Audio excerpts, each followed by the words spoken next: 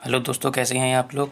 तो सीटीपी की क्लास को आज हम कंटिन्यू करते हुए और आप लोग लास्ट तक ज़रूर बने रहिएगा क्योंकि क्लास काफ़ी इंपॉर्टेंट है और प्रीवियस ईयर के क्वेश्चन चल रहे हैं आपके। और आपको बाकी की क्लास कैसी लग रही है कमेंट सेक्शन में ज़रूर बताएं। तो शुरू करते हैं हम क्वेश्चन नंबर 11 से। और क्वेश्चन नंबर 11 कहता है हमारा कि हार्वर्ड गार्डनर ने कौन सा सिद्धांत दिया। पहले तो ये पता होना चाहिए। तो हार्वर्ड गार्डनर ने बहुबुद्धि सिद्धांत दिया।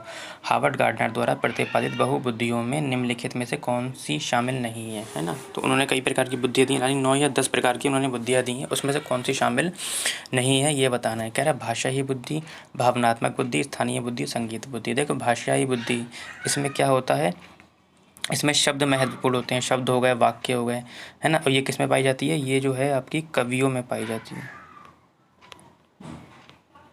कवियों में पाई जाती है। स्थानीय बुद्धि, जिसके लिए स्थान महत्वपूर्ण होता है, यानी कि मूर्तिकार हो गया। जैसे कि मूर्तिकार जब कोई मूर्ति बनाता है तो उसके लिए स्थान महत्वपूर्ण होता है। कैसे, यानी कि वो आँख को आँख की ही जगह पे लगाता है, नाक को नाक की ही जगह पे लगाता है, कान को कान की ही जगह पे लगाता है। ऐसा नहीं होता कि आँख को कान की नाक की जगह पे लगा दें, है ना। तो उसके लिए स्थान महत्वपूर्ण होता है। तो स्थानीय जो बुद्धि होती है किस में पाई जाती है, मूर्तिकार में पाई जाती है, ठीक है। उसके बाद संगीतीय बुद्धि किस में पाई जाती है, तो जो संगीत बुद्धि होती है ये संगीतकार में पाई जाती है, जिसके लिए सुर ताल महत्वपूर्ण होते हैं। यानी कि ये किस में पाई जाती है, संगीतकार में पाई जाती है, संगीतकार में पाई जाती है, ठीक है। तो यानी कि हमारा कौन सा वाला नहीं है, भावनात्मक बुद्धि नहीं है। हार्वर्ड गार्डनर ने ये बुद्धि नहीं दी है। यानी कि भाषाई बुद्धि, स्थानीय बुद्धि, संगीत बुद्धि ये सब दी हैं। यानी कि क्वेश्चन नंबर 11 का आंसर ऑप्शन नंबर बी हो जाएगा। आगे बढ़ते हैं क्वेश्चन नंबर 12 की ओर। इस टाइप के क्वेश्चन बहुत पूछे जा रहे हैं, तो इसका एक मैं तरीका बता देता हूँ आप लोगों को कि कैसे करना है इसे। कह रहा है कि अभिकथन दे रखा है, एक राष्ट्रीय शिक्षा नीति 2020 के अनुसार 5वीं तक के सभी बच्चों को उनकी मातृभाषा में शिक्षा दी जानी चाहिए। कारण कह रहा है कि छोटे बच्चे अपनी मातृभाषा में सार्थक अवधारणाओं को अधिक तेज़ी से सीखते व समझते हैं। देखो इस टाइप का जब भी आपका क्वेश्चन बने कथन और कारण वाला, ठीक है, तो आपको पहले इस तरीके से करना है कि पहले दोनों ऑप्शन को पढ़ लेना है और ये देखना है, कारण वाला नहीं, ऐसे नहीं देखना है कि ये इसका कारण है या नहीं है। पहले आपको ये देखना है कि दोनों सही हैं या नहीं है, पहले आप ये देख लो, ठीक है। तो पहला वाला ऑप्शन पढ़ते हैं। कह रहा है राष्ट्रीय शिक्षा नीति 2020 के अनुसार 5वीं तक के सभी बच्चों को उनकी मातृभाषा में शिक्षा देनी चाहिए। बिल्कुल ये वाला कथन जो है ठीक है। कारण देख लो सही है या नहीं है, उसके बाद देखेंगे क्या ये इसका कारण है या नहीं है। कह रहा है कि छोटे बच्चे अपनी मातृभाषा में सार्थक अवधारणाओं को अधिक तेज़ी से सीखते व समझते हैं। ये भी ऑप्शन ठीक है, यानी कि ए और आर दोनों सही हैं। अब ऑप्शन देख लो, देखो ए और दोनों आर गलत है, ये गलत है, हमारे दोनों सही सही हैं, ये भी गलत है। ए और आर दोनों सही हैं, परंतु आर, अब देख लो, जब आपकी ये दोनों सही हो गए, दो ऑप्शन कट गए। अब आपको ये देखना है कि आर जो है एक ही व्याख्या करता है या नहीं करता है।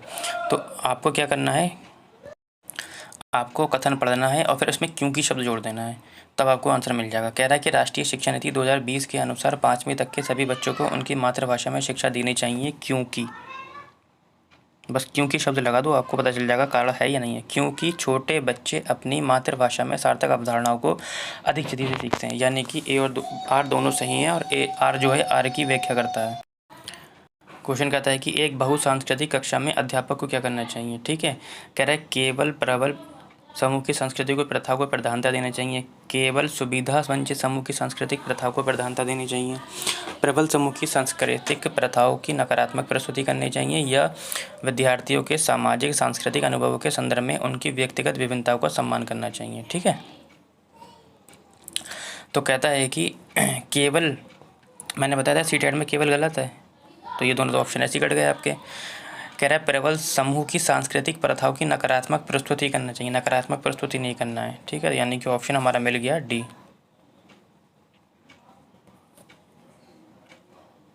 यानी कि विद्यार्थियों के सामाजिक सांस्कृतिक अनुभवों के संदर्भ में उनकी व्यक्तिगत विभिन्नताओं का क्या करना चाहिए, सम्मान करना चाहिए। जो भी बच्चा जहाँ से भी आया है तो उसकी मातृभाषा का हमें सम्मान करना चाहिए, है ना। तो आगे बढ़ते हैं क्वेश्चन नंबर 15 की ओर। और क्वेश्चन नंबर 15 अच्छा क्वेश्चन है, ये ले चुका हूँ मैं।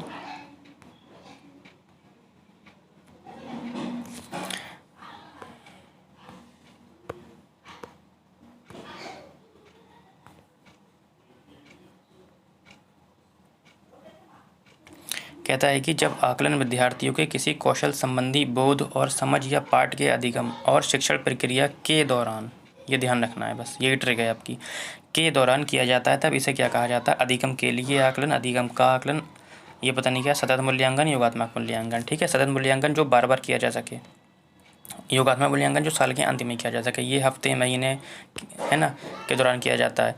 अधिगम का आकलन जो होता है के बाद किया जाता है, किसके? शिक्षण के बाद। और अधिगम के लिए आकलन जो है से पहले के दौरान किया जाता है,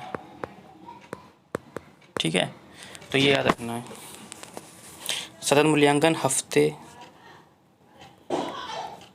महीने में किया जाता है, जबकि ये साल के अंत में किया जाता है, अंत में किया जाता है, ठीक है। तो वो ये कह रहा है कि शिक्षण प्रक्रिया के दौरान किया जाता है, यानी कि अधिगम के लिए आकलन होगा। तो अधिगम के लिए आकलन की ट्रिक क्या है? या तो उससे पहले दिखाएगा हमें क्वेश्चन में, या के दौरान दिखाएगा। आगे बढ़ते हैं क्वेश्चन नंबर 16 की ओर। और क्वेश्चन नंबर 16 कहता है हमारा कि सभी विद्यार्थियों को उनकी योग्यताओं में विभिन्नता होने के बावजूद उनके संभाव्य गुणों की प्राप्ति के लिए अवसर प्रदान करना किस प्रकार की कक्षा का उद्देश्य है? कह रहा है एकीकृत, समावेशी, विशेष शिक्षा या अप्रगतिशील, ठीक है। कह रहा है सभी विद्यार्थियों को उनकी योग्यताओं में विभिन्नता है, उसके बावजूद भी उनके संभाव्य गुणों की प्राप्ति के लिए अवसर प्रदान करना, ये किसकी ये समावेशी कक्षा का उदाहरण है ना। समावेशी कक्षा में क्या होता है? अलग अलग विभिन्नताओं के बच्चे होते हैं, लेकिन सभी को समान शिक्षा दी जाती है, लेकिन उनके अकॉर्डिंग दी जाती है, ठीक है। यानी कि 16 का ऑप्शन हो जाएगा आपका बी, ठीक है। आगे बढ़ते हैं क्वेश्चन नंबर 17 की ओर। और क्वेश्चन नंबर 17 कहता है हमारा कि वंचित पृष्ठभूमि के बच्चों को संबोधित करने के लिए एक शिक्षक को क्या करना चाहिए? देखो, जब भी कोई पृष्ठभूमि से आया हुआ है, वंचित पृष्ठभूमि से आया, तो ये देखना है कि वो किस चीज़ से वंचित हुआ है। अगर वो प्यार वगैरह से वंचित हुआ है ना, तो क्या किया जाएगा? तो उसे प्यार मोहब्बत से बात की जाएगी, उसे स्कॉलरशिप भी दी जाएगी, है ना। अगर खाना वगैरह अच्छा दिया जाएगा उसे, तो इस तरीके का ऑप्शन देख लीजिए, है ना। कह रहा है उन्हें अत्यधिक लिखित कार्य क्यों देंगे भाई? कह रहा है उनके संदर्भ के बारे में जानने और प्रयास करें तथा उन्हें कक्षा में शामिल करें, बिल्कुल उन्हें अलग नहीं करना है। जैसे ये देखो यहाँ लिखा है उन्हें कक्षा में अलग से बिठाएं, ऐसा नहीं होना चाहिए। उन्हें अनदेखा करें क्योंकि वो अन्य छात्रों के साथ अंतःक्रिया नहीं कर सकते। ये गलत हो जाएगा? नहीं हो जाएगा।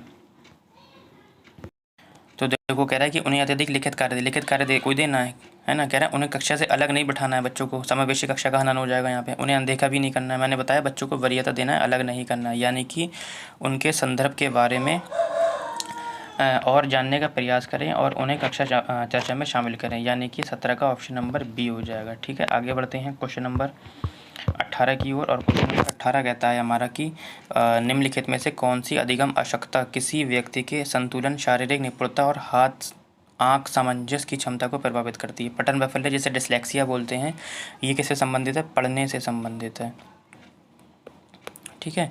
गुणन वैफल्य यानी कि डिस्कैलकुलिया बोलते हैं, ये गणित से संबंधित है। हमारा ऑप्शन क्या हो जाएगा? ऑप्शन हो जाएगा डी, गति समन्वय वैफल्य, ठीक है। ऑप्शन नंबर डी हो जाएगा। आगे बढ़ते हैं क्वेश्चन नंबर 19 की ओर। स्वाधीनता से संबंधित क्वेश्चन है, ये भी इंपॉर्टेंट है। कह रहा है कि स्वाधीनता ऑटिज्म से जूझते विद्यार्थियों में पहचान हेतु किन विशेष गुणों का होने की संभावना है? ठीक है, तो स्वाधीनता क्या होती है? खुद में गुम रहना, खुद में गुम रहना।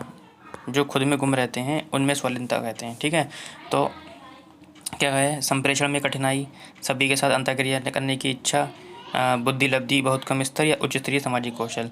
तो क्या है? संप्रेषण में कठिनाई होती है क्योंकि ये अपने ही हाल में खुश उसमें रहते हैं, गुम रहते हैं, यानी कि ऑप्शन नंबर ए हो जाएगा, ठीक है। आगे बढ़ते हैं, लास्ट क्वेश्चन है आज की सीरीज़ का। कह रहा है कि निम्नलिखित में से कौन सी सृजनात्मक विद्यार्थी की पहचान विशेषता नहीं है? सृजनात्मकता की पहचान नहीं है।